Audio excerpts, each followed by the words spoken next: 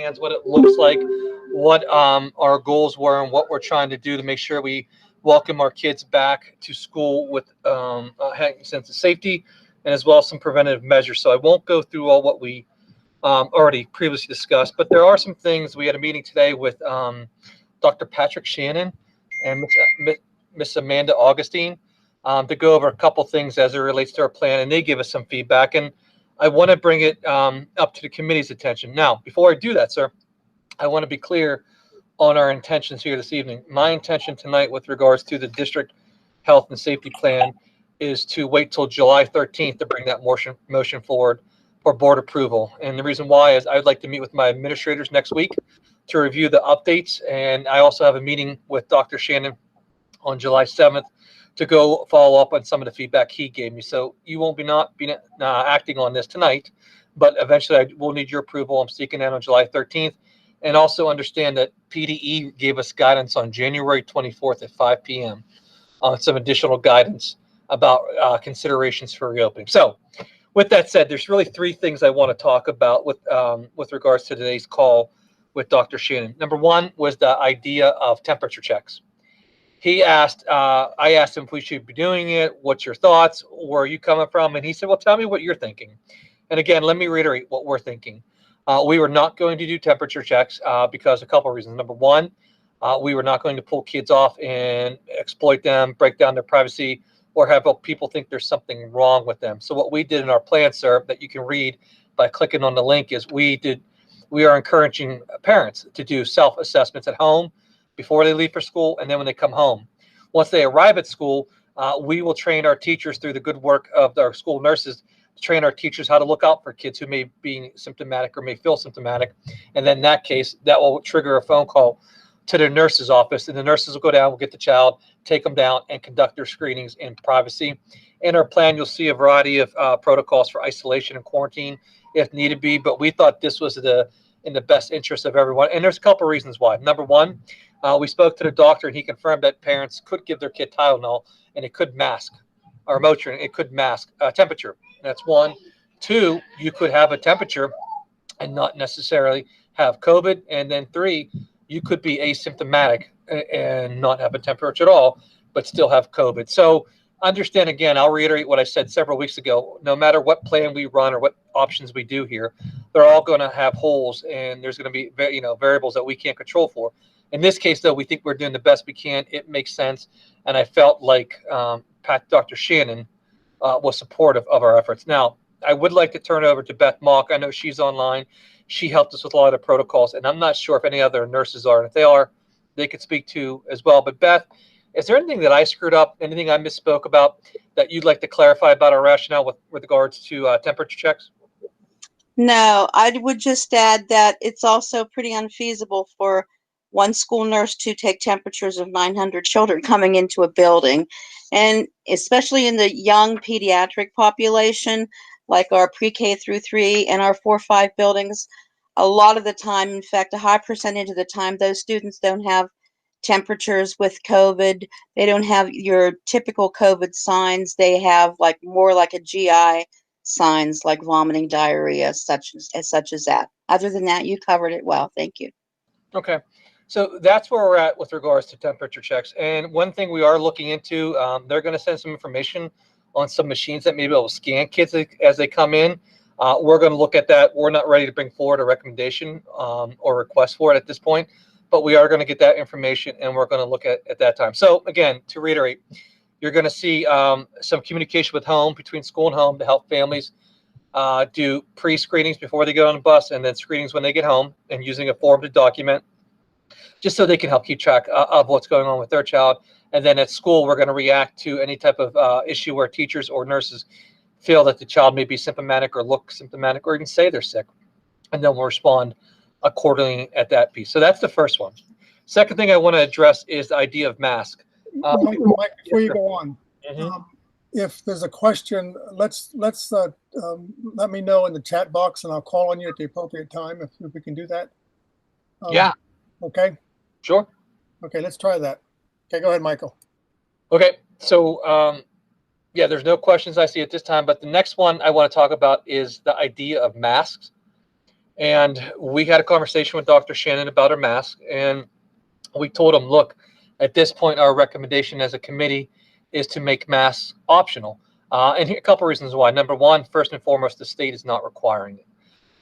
Secondly, we think kids may have some issues with breathing, asthma, or some other health-related issues that preclude them and prevent them from wearing them and can cause and hurt them. So we decided to say we're strongly encouraging families wearing masks. Now, where it changed in our conversation with Dr. Shannon, he's saying, look, that's fine, but in high areas where there's high numbers of congregation and people together, like a bus or in the hallways, we should require masks. So what you see here is in our new plan, updated plan, on the buses, we would strongly encourage and require masks. And then in the hallways during transition, we're talking about having people wear masks, but not in the classroom. That's based upon the advice we're given. And I want to be careful about this. I don't think as a district, I'm willing to suspend anyone who forgets a mask. So when you say why the word strongly encourage, because I'm not going to set a precedent where a bus driver doesn't allow a kid on a bus because they don't have a mask. What we will do and what we're looking into is the idea of equipping our bus drivers with extra masks so they know that they can give it to a kid who may need it. Social distancing on a bus is not likely whatsoever, sir. And what we're trying to do is balance that fine line between, adhering to the doctor's recommendation, but not being draconian and punitive over a mask for a child, because the last thing we need to do is suspend a kid for not wearing it. So we will have them on the bus. And what we're asking the committee to think about from now until the board votes on this on July 13th is, are you supportive of us wearing masks, either requiring or strongly encouraging families to wear masks on the bus to and from school, and as well as we're looking at the secondary transition time for students at the secondary level when they're traveling in and out to wear them, and then we're going to require teachers to say, look, we're going to strongly encourage you to think about wearing a mask where social distancing is not possible. That way, we're being fair and balanced to their personal needs and their health needs, but also we are making a strong recommendation on how we should proceed. And that was based off our conversation today. So with that said, I know Ms. Cinda's online, Mr. Cronauer, Mr. Zahorchak, they were also in the meeting with me, and IRMC. Is there anything any of you would like to add to that conversation as well that I may have misspoke on? I don't think you misspoke on anything, but he was very, masking seemed to be his number one issue. Masking and then social distancing. He wanted everybody to be wearing a mask and was understanding when we said that, some of the smaller children couldn't. At one point during the conversation, I'm pretty sure I remember him saying that, well, then we should expect all adults in the school to wear masks. That, I think he thought that was the number one issue. Yeah, thanks, Ms. Cinda. And Mr. Harley, what this committee is going to decide if they want to go a different direction from what we're advising or not. At this point, the recommendations we came up with still stay steadfast in our mind. We're going to talk about it next Wednesday, but that's why we're bringing it to the committee. So if there's anything you want to change, we could do that. Now, again, I think Ms. Cinda hit it right on the head. When you look at the buses and the high number of people who could be on a bus, it makes sense. And when you look at the hallway traffic, you're not going to do social distancing during class exchange. That's going to be almost quite impossible. So I can see the recommendation there. What this committee is going to decide is, you want to make a requirement or a strong recommendation. I think at this point, the language I have is a strong recommendation, but you have time to decide how you want to see fit. And it was a great meeting. And again, I'll defer to Ms. Cinda, Jared, and Mr. Zahorchak. It was a great meeting where I felt better, right? I felt like our plan was aligned, and I felt we got good feedback. And I got to tell you, the one thing we're struggling with, and we're just not there yet, it may sound silly, but is chorus and music. I read in the report that the state released reopening PA document that's hyperlinked. When I read that, there was a study on there that's saying in a chorale class that one person had it, 87% of the class contracted the virus because of when they were singing, they were having, depository coming out and kids were getting infected. So what we're looking at there is another idea of, do we go to a larger room, not in a chorale room, but maybe an auditorium where social distancing could occur, and spread people and possibly wear a mask in chorale. And that's only because of the high the high rate of it being transmitted to people based upon the report we had. So those are the big two that stood out to me. If you look at our plan, You also see some site-specific plans, how they plan on do social distancing in the classroom, how they plan to do in the cafeteria, that really spell out what it looks like in those individual buildings. Because the plan is a district plan, but there are going to be some site-specific issues that are particular to that building. So we hyperlink that throughout the plan to be transparent with families so they understand exactly what our preventative measures are in place and what we're looking at.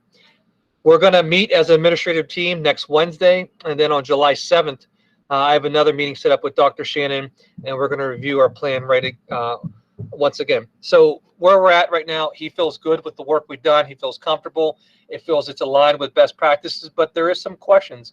The board is going to have to decide what direction they want to go. Again, and that would be the masks. Are you okay with the requirement on buses, or do you want to strongly encourage? Same thing with the hallways. And then also the idea how the temperature checks, where we'll have our parents check before they go to school, when they get home from school, and then the nurses will respond during the day. We think that's the least intrusive model. We think that's the model is also most feasible with the amount of nurses we have on staff to complete this task. And we have a plan in place with 2-hour cleaning that we can quickly get to any areas that may be infected and clean. So we think it's a solid plan. We feel comfortable we're at. I would ask this committee to look at it one more time, continue sending us questions, and then what we'll do is next Wednesday meet as administration, talk about it, and then that meeting with Dr. Shannon. So we feel moving forward. Because I got to tell you, Mr. Harley, what I'm disappointed in is I haven't got to teaching yet. I haven't got to instruction yet, because for the last month I've been dealing with 2 operational plans. And we have to sooner or later start getting to teaching, how we're going to adjust for the learning lag that occurred over the shutdown. And that's a big priority to me as well.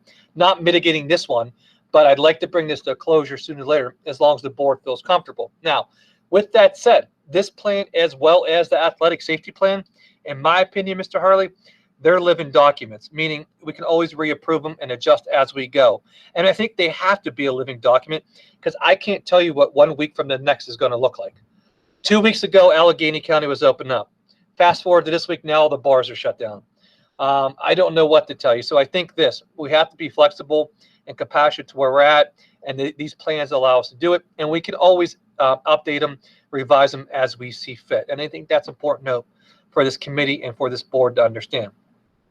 And at that point, I'll take any other questions or feedback from the committee, Mr. Harley, on our health and safety plan. Oh, I also sent it to Dr. Lubold. Dr. Lubold gave us some input. She liked the fact that masks were optional, and I think that was the one big thing she said in her email that I forwarded to everyone.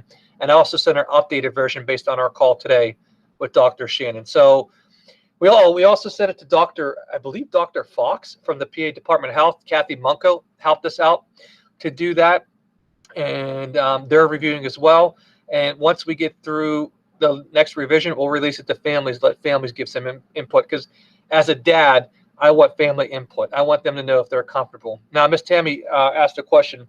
What about social distancing in the classroom? Our guidelines under green, according to this plan, sir, will adhere to the World Health Organization's 3 feet social distancing. If you look at the PA considerations for reopening, that's cited in their plan as well. And if we go into yellow phase, then we would mandate the 6-foot social distancing. Now, let me clarify. In green, yes, we can adhere to 3 foot, but we'll strive for more. In yellow, we're saying 6 foot's non-negotiable. And if we go into yellow, that would enact the Monday, Tuesday, Thursday, Friday option hybrid model for kids. Our goal, as we explained from day one, is to plan on for a total reopening for those who want it, which at this point is 85% of the respondents. Those other families have cyber or the hybrid model to choose. So when we're green, we're moving forward with the plan identified in green. If it were to change to yellow, then we're going to mandate the 6-foot social distancing. Because we'll be able to do that, we'll have less kids, and basically half the population at that time, sir. Let's poll the committee for comments, questions first. That would be Tamara, Tammy, and Uta.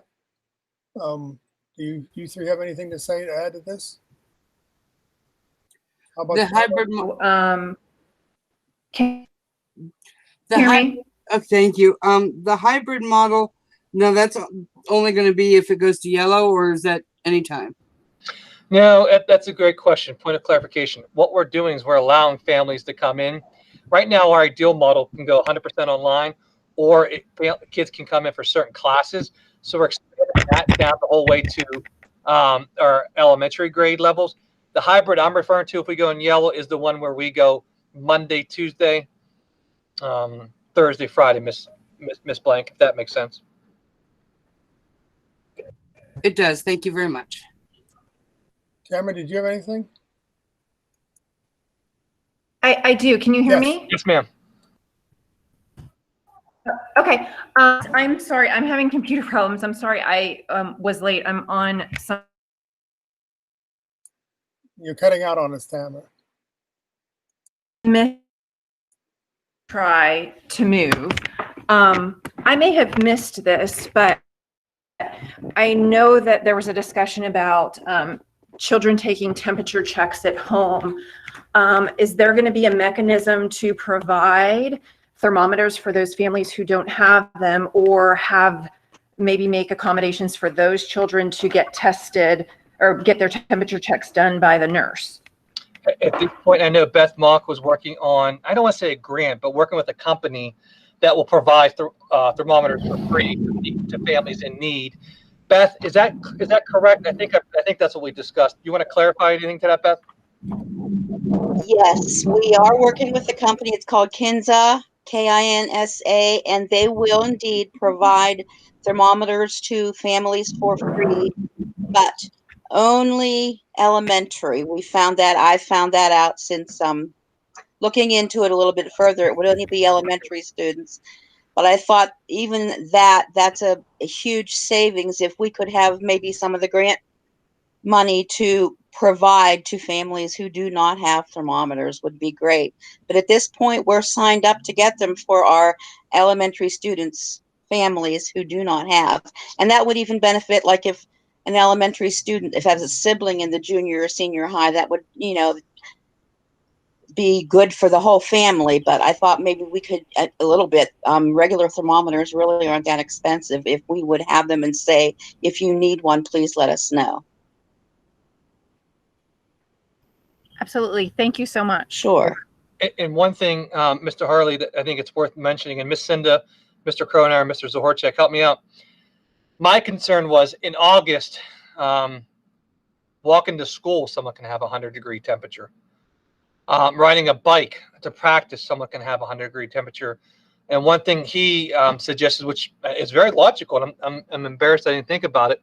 He just said, look, if they come in, they're hot and they have a temperature when you're doing your proactive screenings or whatnot, sit them down for 10, 15 minutes, let them cool down, and then take their temperature. Because he was talking about, and I could be totally wrong, Mr. Harley, and I'll defer to my colleagues and Ms. Cinda who are in the meeting.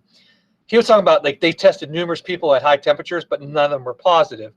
So he was saying, look, if it's a hot day, if it's hot outside, let them come in, isolate them, let them sit down, cool down, and then assess their temperature and go through that screening process. And to Ms. Leeper's comments, she's spot on. What we did was, in our health plan, we hyperlinked the document for families to use for tracking purposes of their own child, so they know what to look for. And I applaud the nurses for developing that, but we wanted to make it a little bit easier for families to do this and to be able to manage it and account for it. Because if someone were to have it and they're sent to school or something, in that case, contact tracing and all those other things would come into place, and we would have to need to know about when the symptoms started, who they are around. So we know we're asking a lot from parents, and we're not hiding from that. We want to be upfront with them, and we're blessed to have great parents who are willing to help, and we just want to let them know up front their help's needed. And it's going to take all of us working together to really address and be ready for the fall. Ms. Cinda, Mr. Zohorchek, Mr. Kronar, am I correct on those comments that we were talking about with regards to the temperatures? Yeah, Mike, you're absolutely right. I mean, I think that he was. I think he opened our eyes a little bit as far as, because I know we went back and forth a good deal about temperature checks, and I think when he says that you can always retest a little bit of time later, I think that all made complete sense. And like you said, Mike, it was a little embarrassing that we didn't think of that earlier, but it was a great point by him. Yeah, especially when your board members is on the call, right? I'm pretty embarrassed, but I was like, all right, good point. Miss Cinda? It was a really good point. It was good. The other thing he did say was, with the data sheet that you're providing to the families, to encourage them to do that and make sure they keep those numbers so that you can show a trend, going up, because the child will get sick over a period of time potentially. And if it just keeps, the temperature keeps slipping up, then you know there's something going on. Agreed. So, Mr. Harley, we feel good. Again, I need to meet with my team and walk it through next Wednesday. I gave it to them today, and they didn't have time to look at it. I told them I have to be ready by next Wednesday. And then on the 7th, I'll be meeting with the Dr. Shannon again, and I'll invite any board member who wants to come just to keep getting input. But the takeaways was he thought our plan was thorough. He thought our plan was spot on, aligned with CDC, and he agrees with us that the idea of any type of opening we have, there's going to be some risk and variables that we can't control for. The biggest thing we can do is educate our families, educate our staff, and educate our kids about preventive measures. In this case, the big one, constantly washing hands. So we feel ready. We feel like we met the moment. And I'd like the committee, again, and the public who was on the meeting to review the plan, give me some feedback. But by the 13th, sir, I feel ready that we can bring something for your consideration, sir, and the rest of the board. The rest of the board, do you have any comments? No, I just want to thank Mike for all the work he's done on this. I know it's been, one thing to work on it and then to get a document late in the process to have to try to adjust. And so I really appreciate everything that Mike and his team have done to get this done. And Mr. Harley, let me be clear. I couldn't have done it without Uta too. Everyone, Uta, Cinda, Walter, everyone giving me feedback, comments. Look, we have to surrender the fact that nothing we plan is going to be there's risk at all levels. I just appreciate everyone working together as a team and getting this done. So most importantly, as a dad, I feel safe about sending my kid to school, right? But I'd like to get this approved on the 13th and move on to academics because we have a whole nother realm that we have to prepare for. Is there any other comments from the public or the teachers that are on the line? I have one more. I have one. I'm sorry. Who's up? Oh, sorry. That's okay. I just had a want to say comment. thanks to everyone as well. Hold on, Beth. Go ahead, Tamara. I am so sorry. I just want to echo my thanks as well. I know that this has been a team effort and everybody's been working tirelessly on it. So thank you all for ensuring that our children can go back to school as safe as possible. Beth, go ahead. I just wanted to comment that the American Academy of Pediatrics came out with another paper today, and I read over it and I felt really good about our plan. I mean, it goes right with it. It's smooth fitting in there, and I felt really good about our plan.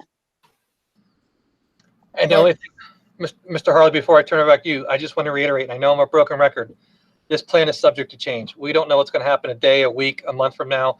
So we're going to be flexible. And I know we over communicate with our families as it is, but we're going to continue to, because this is an ever evolving situation.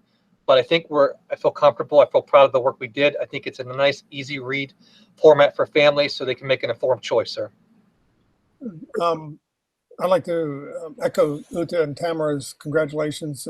There's been a tremendous amount of work by a whole village of people to put this together in 20 days or so. It's a pretty good document to begin with. I'd also like to point out that we can't eliminate risk, even not opening, not letting kids back in a building. That is risk to the community. We're trying to navigate landmines here and trying to see into the future. So a living document, it'll change as the situation changes. The document will also change and our response will change. Mike, will you post this as a draft on the website so that the public can see it before as soon as you possibly can? Yeah, if the committee would like to do that, I can definitely do that, sir. Yeah, I could do that tonight when we're done with the meeting. I'll get it out there and get some feedback. Is there any objection from the committee to posting this as a draft? I think it's fine. I use Walter's situation. Okay. I think we can post it, Mike. Finish it up. Bring it back to we'll take it to the board on the 13th. Is that your intention? That is, sir. That is my intention. All my attention's been shifted to athletics plan, so I'd like the extra time to get the other one a little bit fine-tuned and meet with the team one more time, sir. Okay, I'm good with that. Board, we're okay? Yep. Let's move on to the athletic safety plan. Extracurricular safety plan, Michael. Sure. So as everyone knows, I think there's a point of clarification that is needed to be addressed here. Number one, we weren't notified until June 10th about the need to have this plan in place.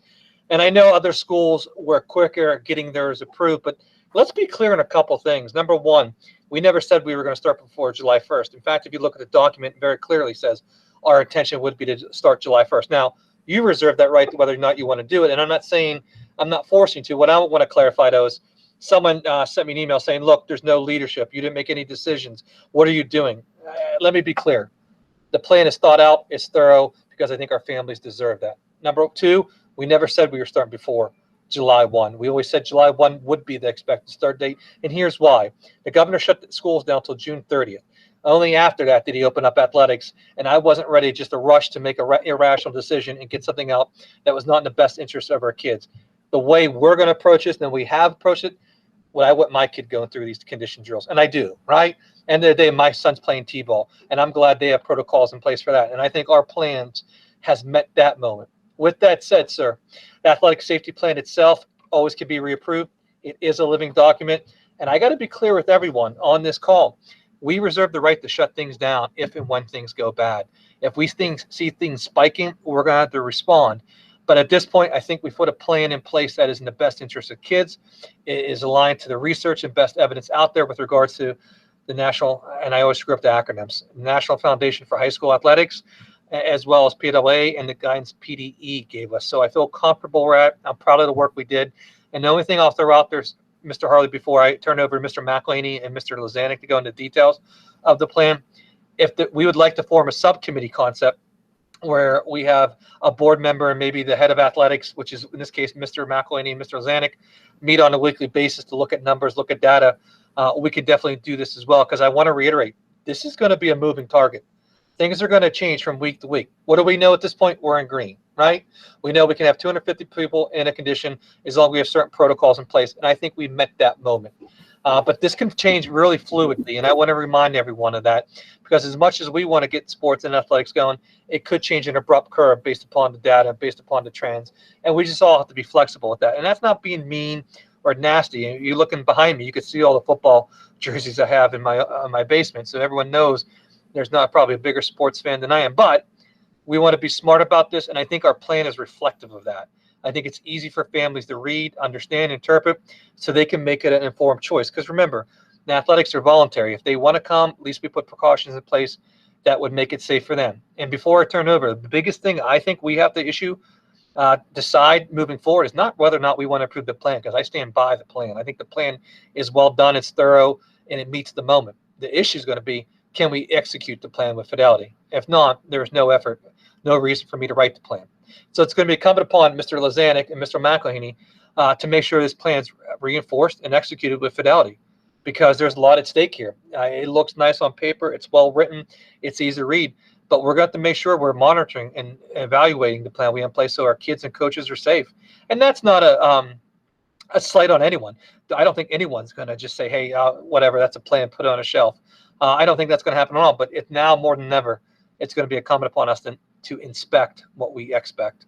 And I'm blessed to have Greg and Wade do that, and I think they'll meet that moment as well, because we want kids to have opportunities. We want kids to have those options to get conditioning and get practice in, but we're going to have to do it in a controlled manner aligned to that plan. So with that said, Greg and Mr. McElhaney, I'll turn it over to you if you want to discuss some of the tenets of the plan and how we build it as a team. Yes, thank you, Mr. Vukovic, and thank you, Mr. Lazanik, for joining this evening. I want to thank all the board members for making time for this evening, a special meeting like this. This was a true team, collaborative effort. We had not only administration working on this, but we had our coaches working on that. We received parent input. Also, we had review and constant review by board members, and appreciate all that input as well. What we do have, we believe, is an extensive and comprehensive plan for reopening of athletics. Before we begin here, just to let you know, how comprehensive of a review that we did perform. We took information from the governor's office, from Pennsylvania Department of Education, preliminary guidance on reopening sports, PIAA, United States Specialty Sports Association, National Federation of State High School Association, importantly, the CDC considerations for youth sports, Pennsylvania Department of Health, UPMC Sports Medicine Playbook, as well as looked at other examples from other school districts. Our plan, under the guidance and leadership of Mr. Vukovich, and being able to keep it as a working document, is very fluid, and it changed from the June date Mr. Vukovich provided the information. It was just coming from all sources. We started that plan with a rationale. There is a legal requirement to do that, but above that, we felt we had a moral and ethical responsibility and obligation to put together a plan that made sense, that is in the best interest of students and the staff that are working with those kids. We broke that up by responsibilities, including our athletic director, Mr. Lizanik, our student athletes, as well as our coaches. In it describes very specific activities or responsibilities of those individuals. We also based it on those restrictions according to those different phases, whether it be red, yellow, or green, and the types of restrictions or the way in which we're working with that. We opted for what we believe is the safest way to do it and still provide and allow for the spirit of practice, conditioning, and competition.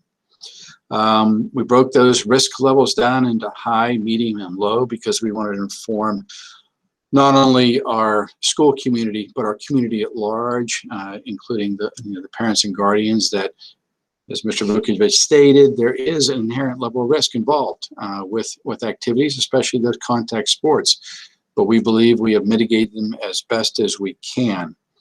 Also, there's a section on our plan detailing the types of responses, whether it's based on suspicion or on confirmation of somebody having COVID-19, and then who would be the individuals involved with that, whether it be the coach, the athletic trainer, school nurse, could be medical professionals, as well as, importantly, the parents and guardians. We included a screening tool in there, which is a recommended screening tool that it gives every coach an opportunity at the beginning of conditioning practices and competitive play, to do a screen for those symptoms. And should those symptoms appear, be able to consult with the athletic director or school nurse, to be able to understand and to help those students as best we can. Included is also a participation waiver. We know in this era of this pandemic, there are risks associated with contact sports. But like I said, we have taken measures according to all those references and resources, those leading organizations, whether it be governmental or health, that we are incorporating those protective and preventive measures. We went even a step further. We broke it down by individual sports, and not only, this was interesting because I want to say that, as a district, I believe that, being charged with this responsibility, we were being proactive. At first, we surveyed the coaches to find out about sport-specific information. And Mr. Lizanik and I combed through each of those sports recommendations, and we were able to compile a universal list that Mr. Vukovich was able to include in the plan, and we felt that included the best of all the different sports and activities that we can include. But then we came back around again and then tried to include even more sports-specific information. And that plan, which includes a table of contents, provides parents and guardians the opportunity to go directly to their individual sport. And what they will find is there are a number of universal applications or universal guidelines for those particular sports, but those are based on 30 sports and activities we have that came from the different coaches who put a lot of time and effort into that. And then we were able to go a step further. Mr. Lazanik was able to go back in and even add additional sports-specific information. And with that, we also went a step further, and we included extracurricular activities like clubs. Our clubs program here at school involves anything from low risk to high risk also when it comes to prevention and protection of COVID-19. Anywhere from the knee hockey club team to very low risk, it could be a film club. But we thought it was important to include that, and then also conveying the expectation and communication that any participant, coach, staff, students, anybody who's involved in those activities will review that plan, and there will be an educational component with that plan. Tomorrow, Mr. Lazanik and I are meeting with Mr. Detweiler, who is our fitness center supervisor, and going to talk to him about putting together an informational video that will be available for anybody who's involved in those activities to watch it, to learn from it, and to use that as a basis for signing off on the waiver. So that, in short, is our athletics plan. And like I said, it was a true collaborative effort. It was an evolving piece of work. And I really appreciate all the help, input, and feedback that we received. And I'm going to turn it over to Mr. Lazanik, because I'm sure I forgot something. And Mr. Lazanik, is your microphone working this evening? Is it? Yes, it is, Mr. Lazanik. All right, good. You know what, Mr. McInerney, that was a great overview. I really have nothing to add other than I want to stress the team effort that we had. Mr. Vukovic, Mr. Heinrich, Mr. Johnson, Mr. McElhaney, all of my coaches. There was a lot of thought and a lot of effort put into this plan, and we are all very proud of the product. It's definitely not the finished product, as we said, that it's a living document and it could change from day to day, but I think we're all pleased on how it came out, with our student athletes being our number one priority, their safety. And Mr. Zanik, for the sake of the committee, I think it's important to explain to them how you're going to follow through with Mr. McElhaney to make sure this plan is being executed with fidelity. So do you want to speak in general? Because I think the plan, like you said, is well done. Mm-hmm. We talked about the day-to-day operations, how you're going to be visible, how you're going to be on site, monitoring, looking at the symptom checklist that Mr. Detweilers and others may complete to make sure that it's being executed the right way. Well, just to keep it general, as you said, tomorrow morning it starts. If approved tonight, we will start with this informational interview, informational video, and it's going to talk about, Mr. Vukovic, everything that's in the plan, but also I think most importantly, we're going to start with at least I want to start with our coaches to have an acknowledgement at the end of it, or somehow an acknowledgement that every coach, I will know that they viewed the video, they've studied the video.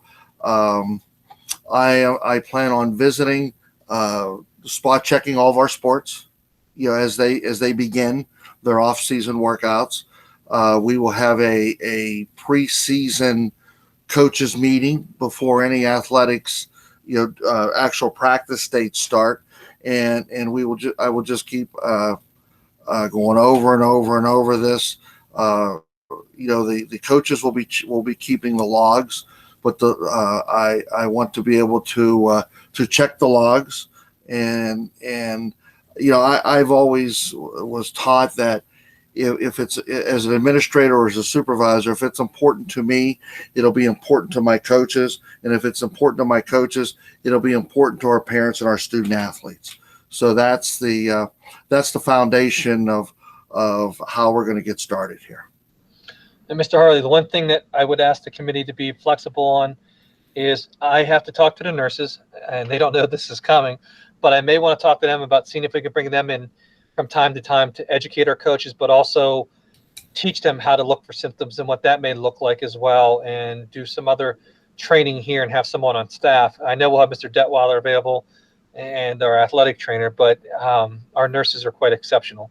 And if I can find a way, I know there's a cost to that, and I apologize. I don't apologize in advance, because I think our kids are worth protecting.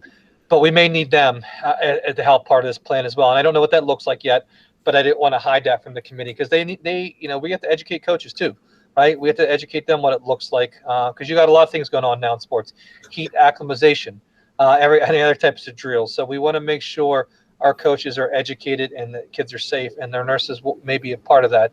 And I just want to bring that to committee's attention, sir. Mike, anything further on this? No, sir. Let's open it up to the committee then. Questions from the committee, comments? Yeah, this is Uda.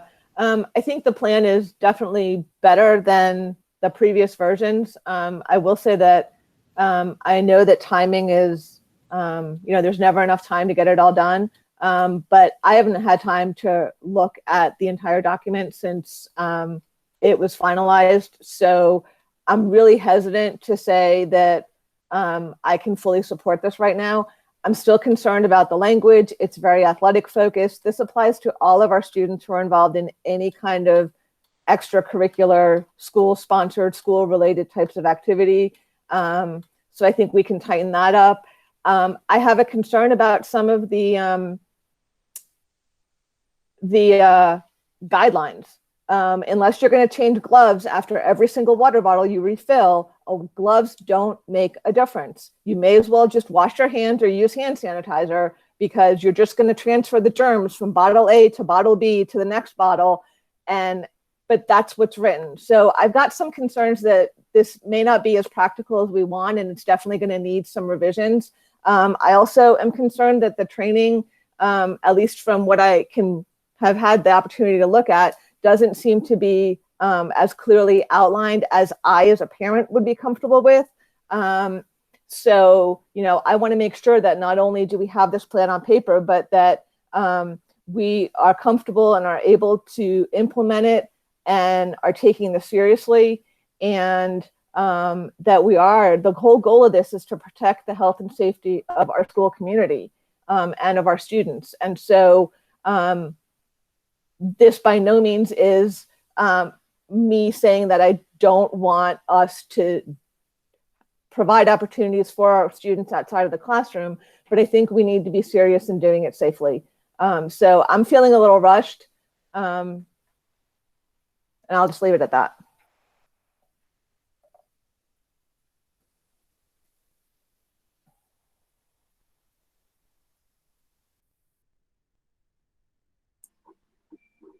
I want to say you guys did a great job with all this, but I just have one. Could we possibly add some concrete language, such as, for example, I know that when kids play sports, they're often told to walk it off, to play through the pain. It'll get better. But if we have some language in the plan that says, if you come in sick to practice, and you're sick, you're suspended for a week or a week and a half from the sport. I think if we have that kind of consequence in the plan, it might help circumvent any problems with it later, or it might even make some people feel better about the plan going forward. Yeah, thanks, Ms. Blanken. I can talk to Greg and Wade about how we want to address that. I know we did put in there, bottom line, if you're sick, stay at home. It's going to have to be a universal precaution. Everyone's going to have to work together. We have that in the plan, but we can look deeper. I think educating families and making them aware the risk involved in everyone is going to be really highly important. And I trust Mr. McElhinney and Mr. Lozanic can help communicate that sense of urgency moving forward. But I do appreciate the comments. Palmer, do you have anything? This is Walter. I do. Hold on, Walter. I'm sorry. All right, I'll stand by. Sorry. Go ahead, Palmer. I'm sorry. So I think in general, I can support the plan right now. As we've talked about the other document, it is a living document. I think that maybe we can beef up the things that Uda had mentioned. And regarding Tammy's comment on consequences, I think that we need to communicate to the students that if they are having symptoms, it would be better for the team if they stayed home, because if they spread it, obviously the season will probably be over. So to be a true team member and look out for their team as a whole, that is serious. I'm not sure how I feel about exact consequences. I feel like building that social responsibility, and I think that most of our athletes are very concerned about their team as a whole. So I'm not sure how that should best be approached, and I'll leave that to you all. But I think that does need to be stressed, and maybe I think that was a place in the document where I thought, well, maybe we should bold that, do not come to school. And I think, but I'm not even sure that the students are going to read every part of that. But just, I think if the coaches reiterate that and are very supportive of that, just for not just protecting our individual students, but their families, their grandparents who they have interactions with. But again, I think that we cannot eliminate all risk, and we have to bit away everything. And it's not an easy job to decide what is best, because we really don't know everything that we need to know about this disease. But anyway, I'm sorry for being long-winded, but I think at this point in time, I think there has been so much thought that I can support this, so we can open up sports this coming week. Cinda, Walter, do you have something, Walter? Thanks, Tom. Yeah, the question that I wanted to ask Greg particularly, and Wade, of course, can kind of weigh in on this. And it's sort of been touched by Tammy and Tamara both, but I kind of want to cut to the chase here. I know there's always been a sense on the sports teams that we're all tough guys, and so we're not feeling good, or so we got a sore back or a sore leg. I'm a tough guy, and I'm not going to cower amongst my teammates, and I'm going to take one for the team and go out and do it. My question to you guys is, I think we need to look at some sort of a culture change here that both Tamara and Tammy brought up. Is there a way to tell the guys that taking one for the team now and changing that culture means you stay home and you don't try to be the tough guy that goes out and plays regardless of what your what pain, discomfort, misery you may be working under? Yeah, Mr. Schwartz, let me first discuss that as a coach, as a basketball coach. So these are my thoughts on that, and then this is what I preach to my coaches as athletic director. First of all, with Rocky Fatina, we have an excellent athletic trainer, and I'm not going to say that this will be my 28th season coaching. I'm going to say that I have learned and gained experience through the years. There's no doubt early in my coaching career, I was you got to play through it. You just got to do it. Now there's an approach, at least I have the approach, and I really lean on my athletic trainer, that we have to determine, or the student athlete also has to understand, there's a difference between injury and pain. Like when I say pain, I mean like sore muscles, things like that. Now this COVID-19 brings in a whole nother, factor into this, obviously. And I agree with the comments from you and the previous board members that if a child is not feeling well, we Mr. McElhaney developed this check sheet for the coaches for every activity, and I mean the bottom line is that will be taken very seriously. If the child is not feeling well, my coaches have to understand that child must be sent home. There's no way around it, and anything less than that is, quite frankly, unacceptable. Mr. McElhaney, you have anything you want to add to that?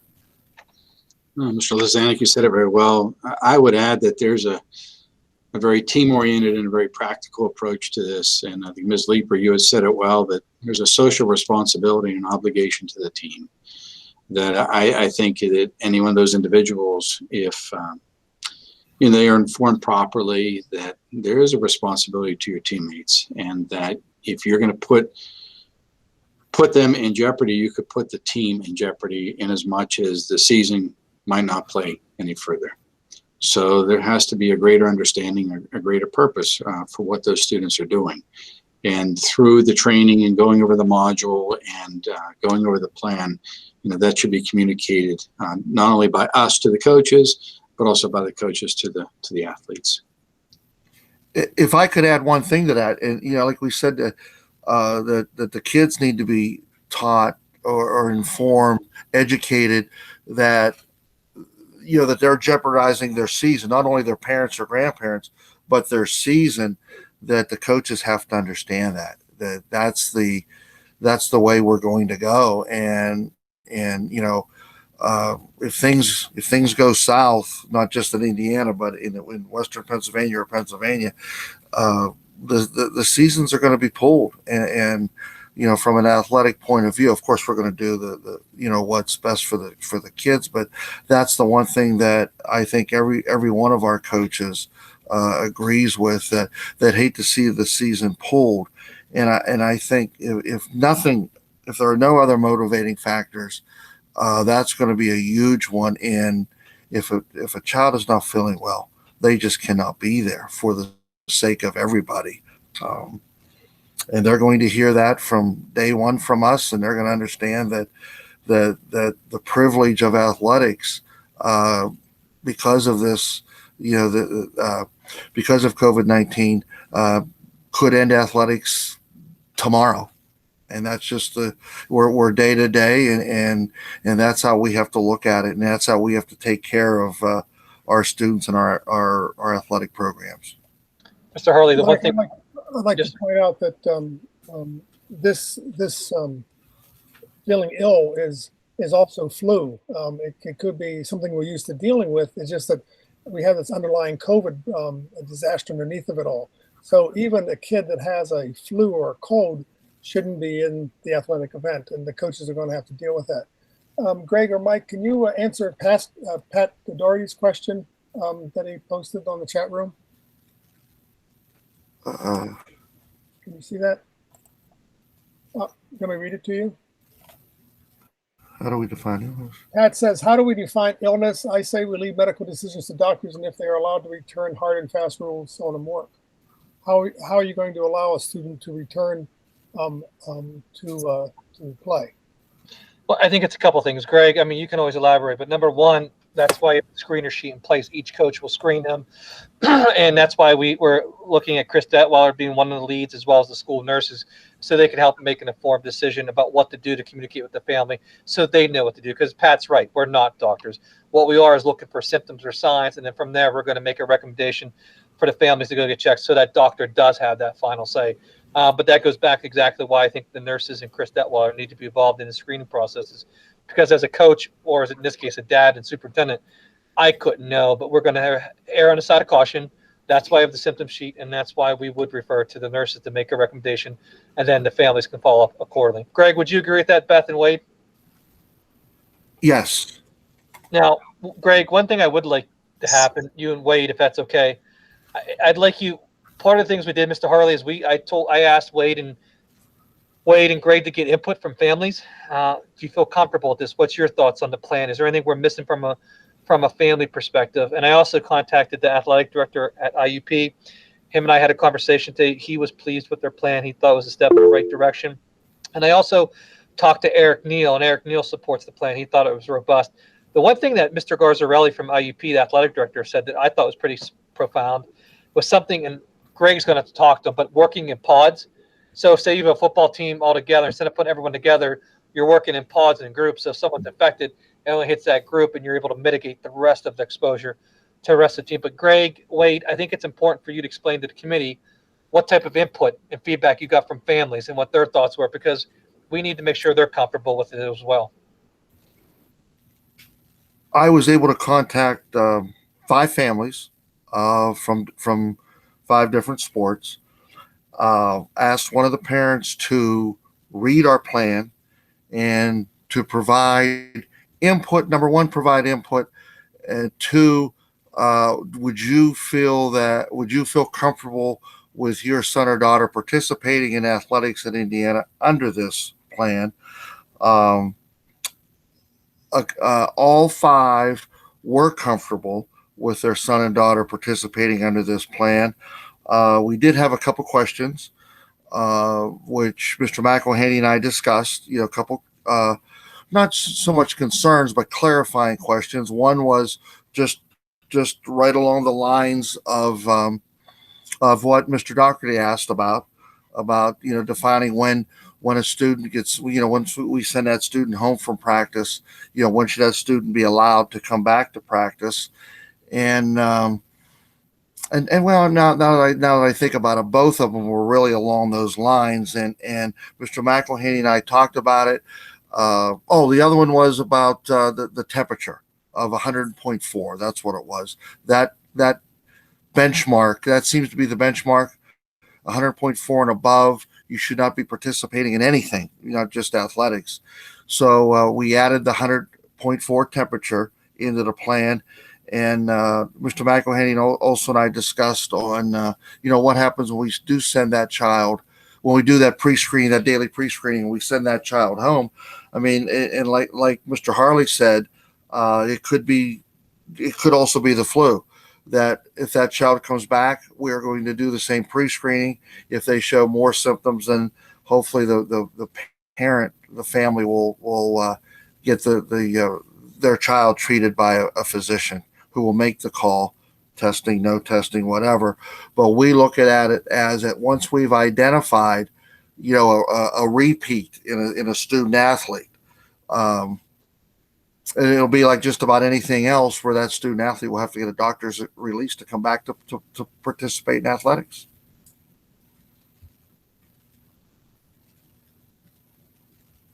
Mr. Harley, I did put some comments in the chat section. We may lower that to 100.0. When we were on the phone today with Dr. Shannon, I kind of asked him, what is the right number? Because when you look at different places, you find different numbers. And I believe he said, look, we may want to lower it to 100.0 because that's what we put in our health and safety plan. Beth, can you help me from sounding completely and have any idea what I'm talking about? Can you help me out here? No, you're absolutely right. That's what we've discussed. And it's gone back and forth between the CDC and WHO and American Academy of Pediatrics, but it's 100.0. It's been that way the last couple of weeks. That hasn't changed. So that's what we put in our part of it and our things to send home to our parents and things to watch for. So it would be wonderful to have the sports plan the same. Mm-hmm. So I have a question. If students have to get a doctor's note to resume activities, whether it's athletics or a club of some sort, what are the options for students who may not have a primary care physician or may not have the means to actually get to a doctor's office or pay for that doctor's visit? Do we know what those options are? And hopefully we can provide those to families. As far as like with COVID, if we send the kids home, is that what you're talking about, Ms. Lauer? Well, Mr. Lozanik said any student who's sent home is going to have to get clearance from a physician to be able to resume activity. And I think there's some cost and some transportation issues and some equity issues that hopefully we can. I don't think Greg said that. I think he said that when the temperature fell, they would be able to right. Is that right, Greg?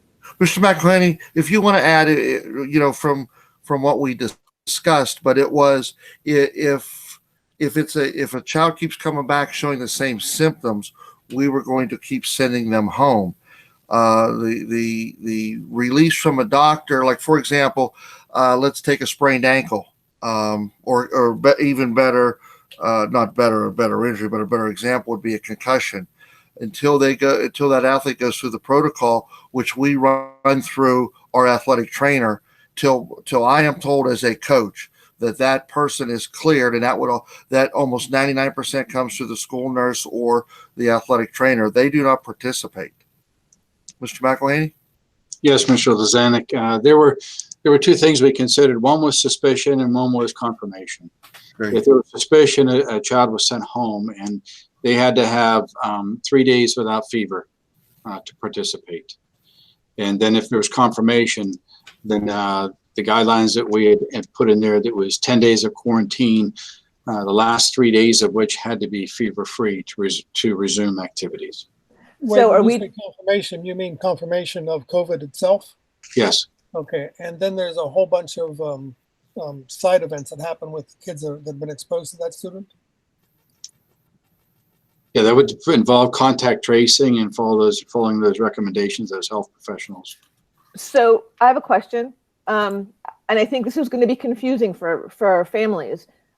Typically, if a student has a fever, they have to be 24 hours fever-free before they can return to school. Now, if we think it might be COVID, and all of a sudden we're talking 3 days fever-free, how do you know? I mean, I could just have the flu, it could just look like COVID, or I could have COVID and it could just look like something else. So I think we need to make sure that we're consistent. And if it is 3 days, then it's 3 days, but that's going to affect our attendance policy as well. Yes, if you look at the health plan that we have, we followed the state protocol, the COVID, I guess I'll call it protocol. If you have, if you're definitely have COVID, there's a protocol. You have to be away from school or any other people for 10 days after the start of the first symptom. And you'll have the Department of Health will take care of that, because every case has to be quarantined and turned into the Department of Health, and they will contact trace. Now, I understand, and we brought this same subject up over and over about kids who are sick. Kids come to school with a fever or a cough or a fever and something else, and you don't know. But it's pretty clear, if you send a child home and after 3 days they don't have any symptoms or haven't had a fever and are, you know, full of energy, it could have been anything else, or until we get a confirmation from a doctor that they have strep throat or something like that. But when we're in this place where we're at, where COVID is so prevalent, we just have to take that chance. We have to give it 72 hours. That's just where we are with almost every illness now, until we get into a lot better situation. Right. So it just sounds like we just need to make sure that we're consistent and that everybody knows exactly what the plan is, so we're not interpreting it differently. Yes, and it's all spelled out, and there are different graphs and such in the health plan that spell every scenario out. Thank you. You're welcome. And Mr. Hurd, Ms. Leeper brings up a good point. We also want families know that, look, if you have to get tested, you know, the school doesn't pay for that. Those charges have to fall upon the family. So Ms. Lauer brings up a good point about the need to over-communicate. We'll make sure to do that as well. Do we have anything else from the board on this, Walter, Cinda?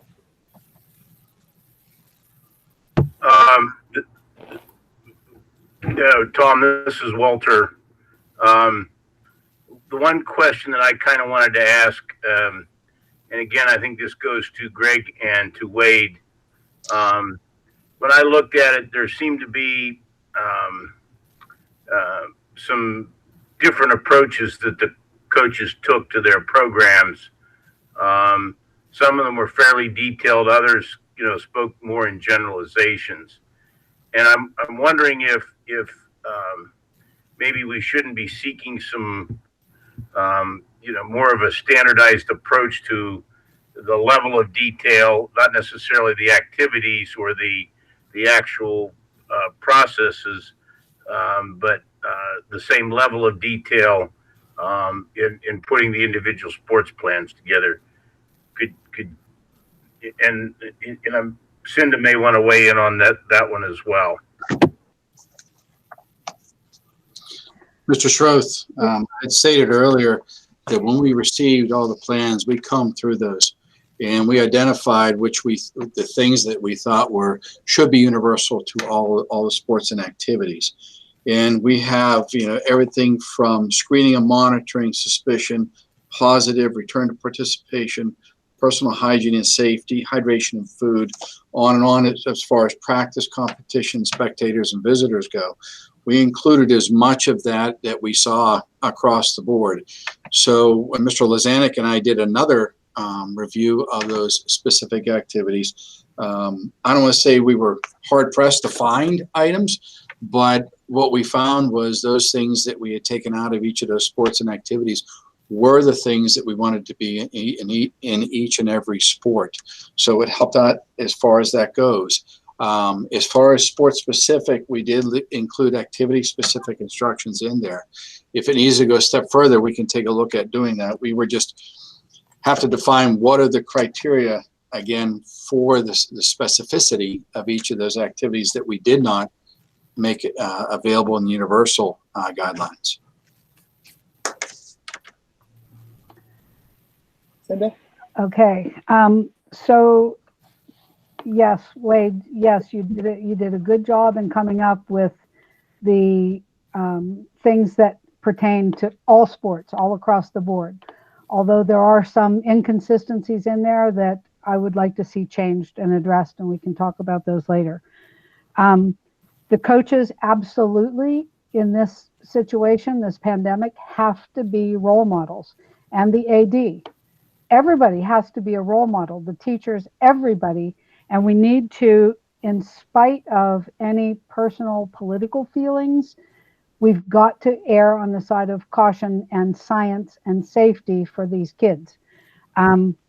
The specific instructions for each sport that's at the bottom of all of your general instructions that cover everything, I find that some of those are not detailed enough and very, very, very general. And I can't even start to think about approving this plan without having some of those details nailed down.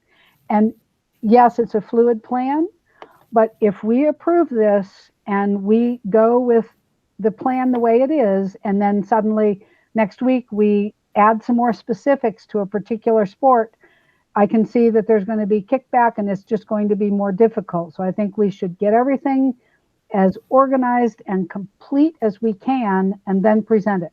Then if outside circumstances change and we have to tweak the plan, okay. But as far as our guidelines and our rules for what we expect, I think we can be pretty set on those.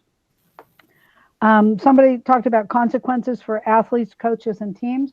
Maybe we don't like the word consequences, but I feel that if there is any kind of deviation from the plan, which has been very, very specifically gone over and approved, then something needs to happen. If we find that a particular team has students coming and they're sick, or if they've been told that they need to stay in groups of 12 and they're not adhering to that, there has to be some kind of a resulting response that would stop that. I appreciated that Mr. Lizanek said that he's been a coach for 28 years. And the first thing I thought was, wow, that's a long time to be involved with all the coaching. But I do have to say, for all of us, I don't think none of us have been alive during a pandemic. And this, like he said, takes everything to a whole new level, and we need to respect that. I feel very, very, very strongly about the section of the plan, 2 of them, that talks about what happens if a student is sick. I don't think there should be any leeway in it. If a student is sick, they stay home. The idea that a student can determine for themselves whether or not they have COVID symptoms, no, they've got symptoms, they stay home. And in my preference, go to a doctor, which if they can't afford one, as Uta says, I do think we need to make some kind of an arrangement for that.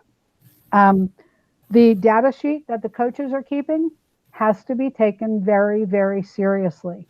And that, along with the temperature logs that parents will be doing, will be able to give you an idea of whether a student is sick, maybe asymptomatic for the most part, but you'll be able to see that something's going on. If a student becomes ill and tests positive, then that data that we've collected already will be very important, because we'll be able to see the date when things started to change, and we'll be able to, that'll help with contact tracing. So that's Oh, and the thing about the temperature being 100 degrees, I absolutely think that it should be 100, not 100.4. The discussions that Dr. Shannon talked about that they'd had at the hospital made total sense to drop that to 100 degrees instead of 100.4. So as it stands now, I will not be able to support this. I think it needs more work. We had originally talked about this being held off until the 13th so that we could make it comprehensive and as accurate as we can. And I think we still need to do that.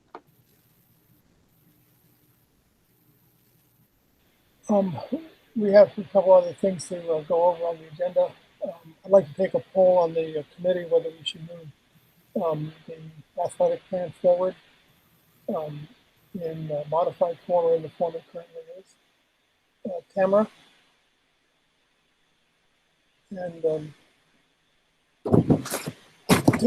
I had a hard time hearing everything that you said. Me? Yes. I'd like to take I'd like to take a poll for my support. The committee moving the plan forward to the board discussion tonight. Yeah, I feel comfortable doing it. I mean, I think we're going to need to tweak it, and maybe it can be tweaked with what has just been brought up. Would you be and I mean, it's difficult would you be to weigh the Go ahead, urgency, but yes, I can support it tonight. Would you be supportive of an interim step here where we approve the plan and then review it on the 13th? We approve the plan so the summer programs can get started on the preconditioning. Would that restriction be useful? Are you still talking to me?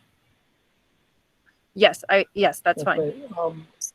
So we will be able to get started, yes, though. Okay, so we can, Tamara, would you have Yes. sorry, Tammy, do you have an opinion? Yes, I can get behind it and get some of these started, but I would like to follow through with Cinda's recommendations and thoughts by the 13th, before the 13th. Okay.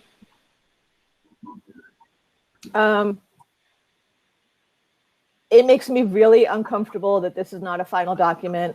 The current iteration doesn't clearly indicate that we will be adding to it or modifying it. I don't know what our training plan is for coaches.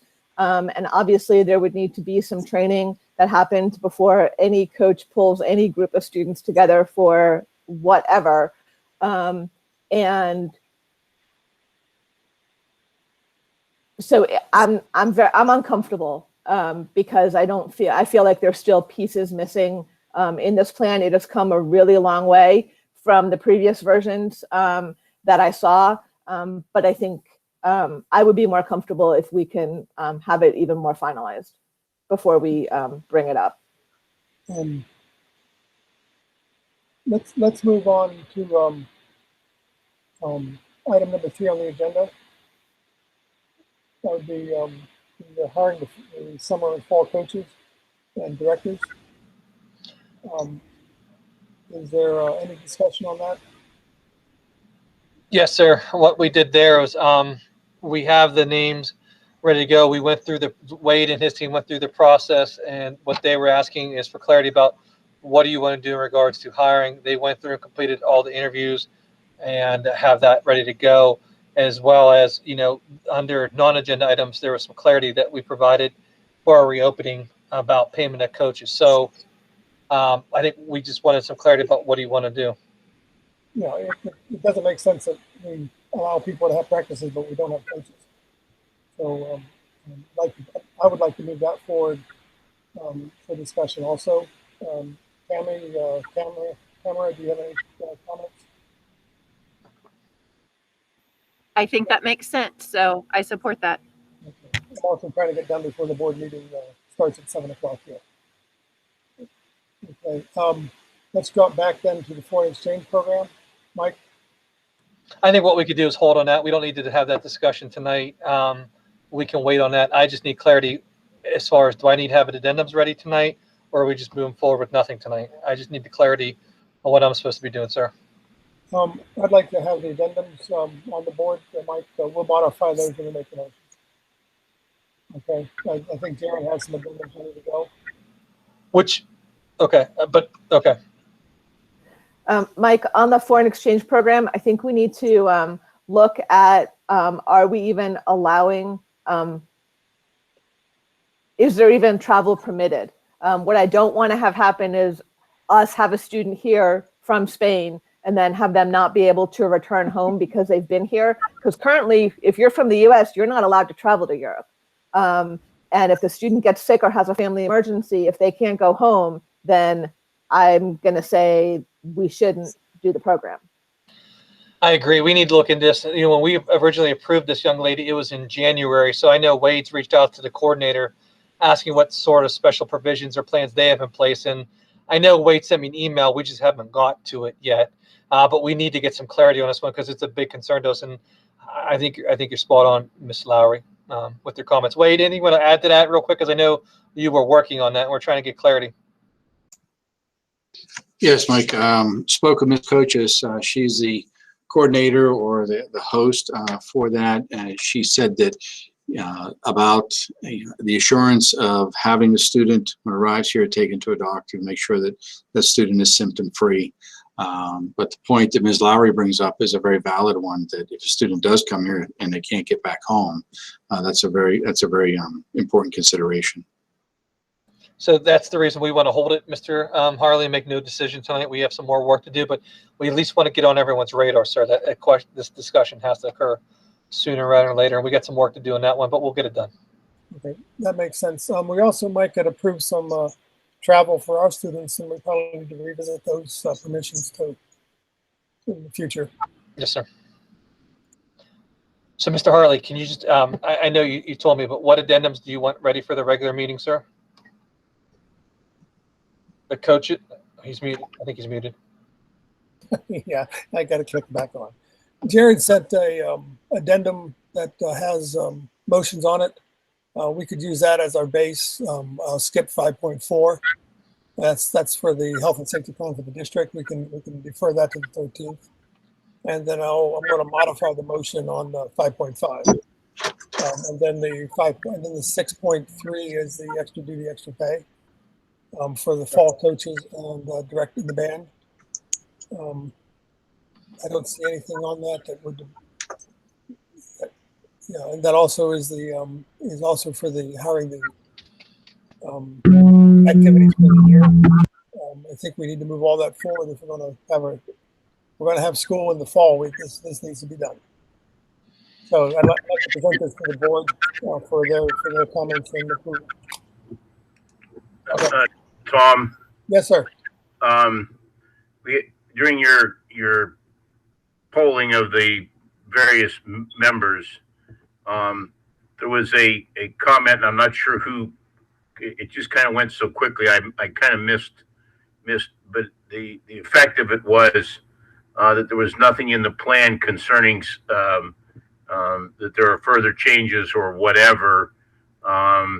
Maybe we need to not necessarily change that at this point in the plan, but in the motion, sort of clarify some of those concerns that it may need to be adjusted so that everybody's. And I'm not sure whether it was Uta or. Yeah, it was me. Okay. And I think it's more than may. I mean, the reality is the plan will need to be adjusted because I think there's things in there that are not as clear as we need them to be. And this can't be the one that stands and is in effect for the entire fall. Things are going to happen that we're going to have to make changes. Walter, if I may, what I was planning on doing was introducing a motion that would get the preconditioning started, but that the extracurricular activities will be limited to preconditioning until such time that each activity is submitted and approved by the board and the administration. So that we have a chance, we have another 2 weeks then to tune these plans, but the kids can get out and start doing the preconditioning work now. My point is that I think that there's enough concern on the board that we need to, in the motion, address however we can those options that we may need to want to take here now or in the future, but at the same time trying to get at least a preseason activities started.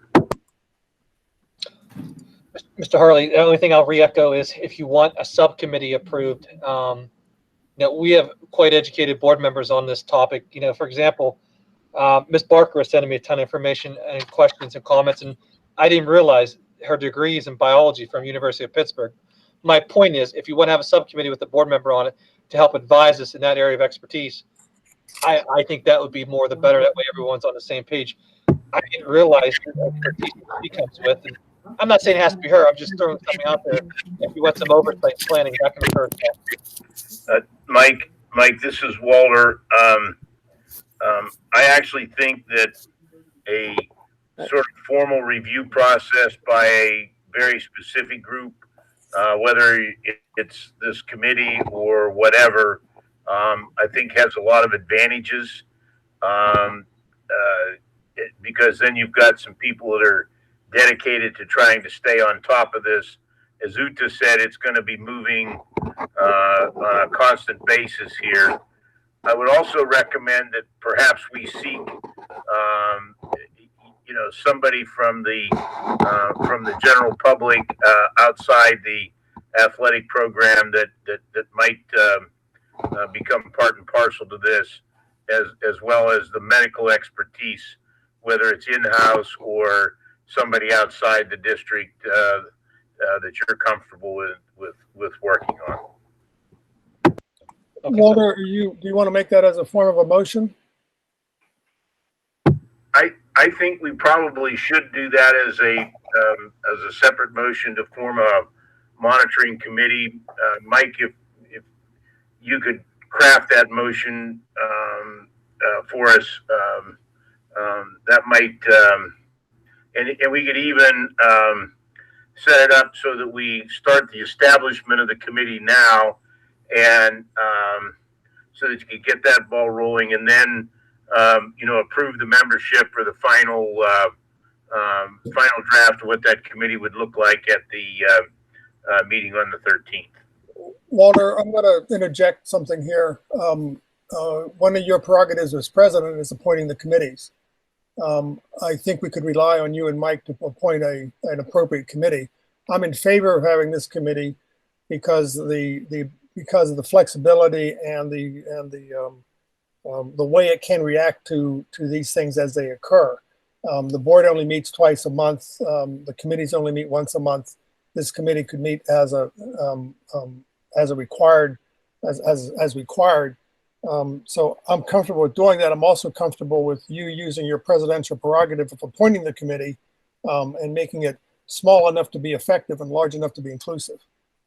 You and Mike can certainly do that for us. I have no problem with that, Tom, but I do think that the board should authorize the formation of the committee, albeit allowing Mike and I to populate it. Yeah. I think we could do a motion tonight to form the committee, authorizing you and Mike to set it up and get it rolling before the 13th. Get it rolling now. Uta, Tamara, do you have any objection to that? None whatsoever. No, I'm fine with that as well. What would you like,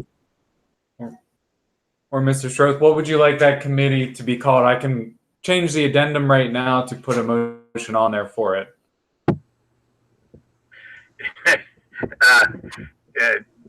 Not to be facetious, but danged if I know right now. That would be for committee, Walter. The sports and extra curricular activities monitoring committee, or maybe that's not right. I would be open to suggestions, but I haven't really thought about what to call it exactly, Jared.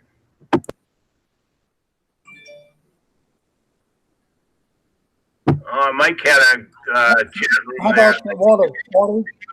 How about extracurricular oversight committee? Mike had something about the COVID-19. What was that again, Mike? COVID-19 athletics and extracurricular subcommittee. We don't need, as long as we know what we're doing, the title's semantics. We know this group is going to go through, monitor data, monitor our progress, monitor our efforts, and report back to the board as a whole about how we're doing with the implementation as planned. So COVID-19 Athletics and Extracurricular Subcommittee, if that's okay with the board. Perfect. I think that's great. Since And Mr. Hurley, not to rush us, but I do need an exec session with the board. So if we're okay to move on. I'm fine. We can do that. The committee's good? Yep. Okay, let's call it quits, Mike, and move on to the executive session. Mike, did you send out that link to the executive session? Yes, sir. It's in there. It's in the board member's email, sir. Okay, thank you. Mike, would you send that again? Jared, send that again, please. He just sent it, Tom. It wasn't there a few minutes ago. It's there now. Okay, thank you, Cinda.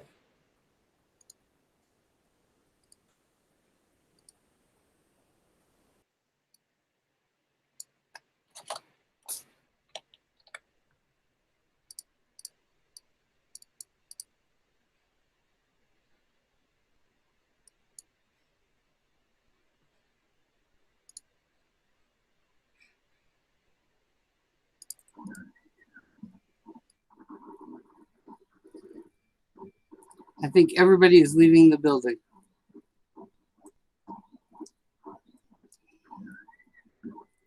See you all soon.